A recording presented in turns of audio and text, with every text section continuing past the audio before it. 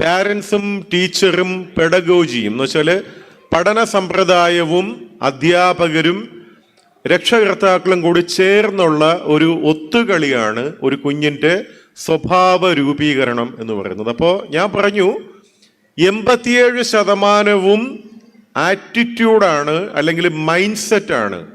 നമ്മളെങ്ങനെ ചിന്തിക്കുന്നു, ഇപ്പൊ തന്നെ നമ്മളെങ്ങനെയാണ് ചിന്തിക്കുന്നത് അതാണ് നമ്മൾ. ഇപ്പോൾ ഇന്ന് ഏറ്റവും കൂടുതൽ സംസാരിക്കുന്നൊരു വിഷയം എന്താണ്? സ്ട്രെസ് മാനേജ്മെന്റ് അല്ലേ? നമുക്ക് എല്ലാവർക്കും എന്തുണ്ട്? സ്ട്രെസ് ഉണ്ട്. അതെന്തുകൊണ്ടാണ് ഉണ്ടാകുന്നത്? നിങ്ങളുടെ ചിന്തകളെ ഒന്ന് ഒബ്സർവ് ചെയ്താൽ മതി. നിങ്ങളുടെ ചിന്തകളെ നെഗറ്റീവ് ആണെങ്കിൽ നിങ്ങൾക്ക് എന്തുണ്ടാവും? സ്ട്രെസ് ഉണ്ടാവും. ചിന്തകൾ പോസിറ്റീവ് ആണെങ്കിൽ സ്ട്രെസ് ഉണ്ടാവും? ഇല്ല.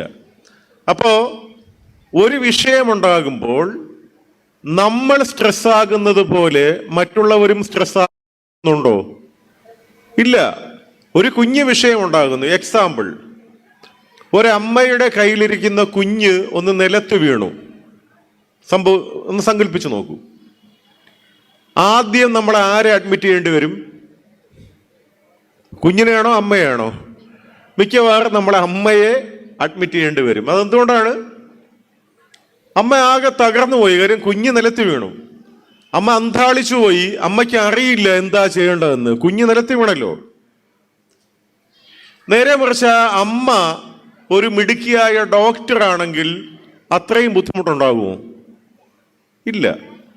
കാരണം അമ്മയ്ക്ക് അറിയാം, ഇനി ഡോക്ടർ ആയാലും ബുദ്ധിമുട്ടുണ്ടാകാം. ഇമോഷൻസ് എന്ന് പറയുന്നത് വിദ്യാഭ്യാസവും വിവരവും മാത്രമല്ല, അത് വേറൊരു തലത്തിലാണ്. പക്ഷെ പൊതുവെ 90% അമ്മ ഒരു മിടുക്കിയായ ഡോക്ടറാണെങ്കിൽ അമ്മയ്ക്ക് അറിയാം, ഇത് വലിയ ബുദ്ധിമുട്ടൊന്നുമില്ല, ഒന്ന് വീണതേ ഉള്ളൂ, നമ്മളൊന്ന് എണീറ്റൊന്ന് കുടഞ്ഞ് ഇച്ചിരി വെള്ളമൊക്കെ കൊടുത്തു കഴിഞ്ഞാൽ എന്ത് ചെയ്യും? അതങ്ങ് ശരിയായിക്കൊള്ളും, പ്രശ്നമൊന്നും ഉണ്ടാവത്തില്ല എന്ന് അമ്മയ്ക്ക് അറിയുന്നത് എന്തുകൊണ്ടാണ്? അമ്മയ്ക്ക് ആ അറിവുള്ളത് കൊണ്ടാണ്. ഇല്ലെങ്കിൽ അമ്മ എന്ത് ചെയ്യും? അമ്മ ആംബുലൻസ് വിളിക്കും. ചിലപ്പോൾ ഗൾഫിൽ ഇരിക്കുന്ന ഹസ്ബൻഡ് ഒരു അടുത്ത ഫ്ലൈറ്റ് കയറി എന്ത് ചെയ്യും? നാട്ടിൽ വന്നിരിക്കും. അത്രത്തോളം വലിയ ഒരു സിറ്റുവേഷൻ നമ്മൾ എന്ത് ചെയ്യും? ക്രിയേറ്റ് ചെയ്യും. അത് അപ്പം ഞാൻ പറഞ്ഞു വന്നതിൻ്റെ കാരണം, ഈ സ്ട്രെസ് എന്ന് പറയുന്ന സാധനം ഉണ്ടാകുന്നത് അറിവില്ലാത്തത് കൊണ്ട് മാത്രമാണ്. അറിവില്ലായ്മയാണ് സ്ട്രെസ്സിൻ്റെ ഏറ്റവും വലിയ കാരണം.